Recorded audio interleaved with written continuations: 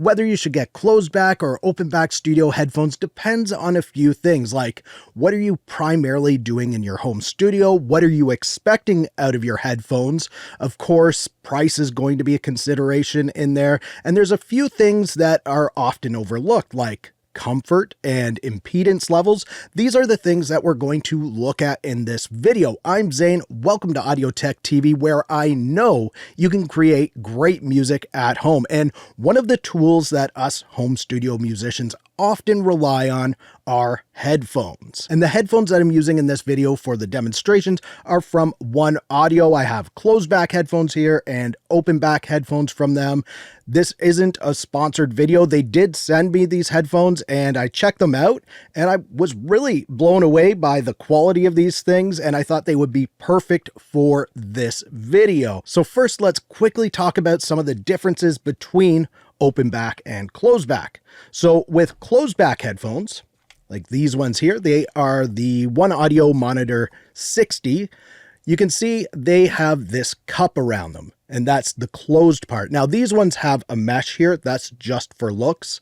It's not an open mesh. There is a logo in there and it's closed off. And when you put these on, you're going to isolate the audio spillage. So you're not going to get any of that audio coming out of them and being picked up by a microphone or annoying somebody beside you if you're listening to some music. And also, if that person beside you is talking to you, you're probably not going to hear them if you're listening to something with these closed backs on. Now with open back headphones like these One Audio Monitor 80s here, you can see these are open. So they have that mesh there and that's open. You can see right into the driver if you're looking at them through the light. So you're going to be hearing sounds from the outside and sounds from the inside are going to be coming out. So if you're sitting beside somebody, you could annoy them with whatever you're listening to. And if that person's talking to you, you will be able to hear them even if you're playing music on there. But what they give you is a more natural listening experience with more depth and more clarity because you're hearing it in your environment. Now, that's a very quick rundown of some of the differences between the two. Of course, we'll look at even more differences as we go, like comfort. So with open back headphones, these are typically lighter because they don't have that heavy cup around them. They're usually lighter weight. They're usually a little more comfortable. These ones here, the One Audio Monitor 80s, have this nice velvet ear cup on them. So they're going to be comfortable for wearing for long periods of time. And when you're doing mixing, you're wearing your headphones for hours and hours. So you want maximum comfort. They have a nice padded headband here. And overall, they're a really comfortable headphone. They're very comfortable, very lightweight, nice padding on them. I could wear these for hours and hours. Now, let's have a look at the closed backs. So already I can feel they are heavier. They have that bigger cup around them. They also have this really super padded ear cup on here. These are like a faux leather, I think. So they're not that velvet, but they are very padded. Should be very comfortable to wear. And the band here is also padded, just like the other ones. Feels like the same band that they use for both. I'm going to try these on now. They are really comfortable and they do block out a lot of sounds around me. They're not going to allow that audio spillage to escape. And yeah, if somebody was talking to me while I was listening or mixing, I really wouldn't be able to hear them until I stopped the music, and they would have to be talking fairly loud for me to hear them. So the Monitor 60 are very nice headphones, but a very different experience from the Monitor 80. So why and when would you want one over the other, or would you want both of these? If you're primarily going to be doing recording, especially through a microphone, you'll want the closed back headphones. These are going to keep the audio from spilling out and getting into that microphone. So if you're listening to a backing track, the microphone's not going to pick that up. And also it's going to keep the distractions out.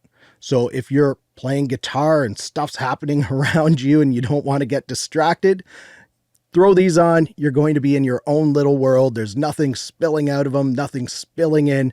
You won't get distracted. You really want closed back headphones when you're doing your recording. So alternatively, if you're mainly doing producing and mixing, maybe you work with a lot of loops and virtual instruments and people send you files to mix, then you'll want a nice set of open back studio headphones. These are going to give you a nice clear picture, a nice natural sound, so you can get more clarity on your mixes. One of the things that closed back headphones do, due to the cup that's around them, is they can build up resonances. So you can get a false sense of certain frequencies, especially lower frequencies, whereas with open backs, you're not going to get that as much.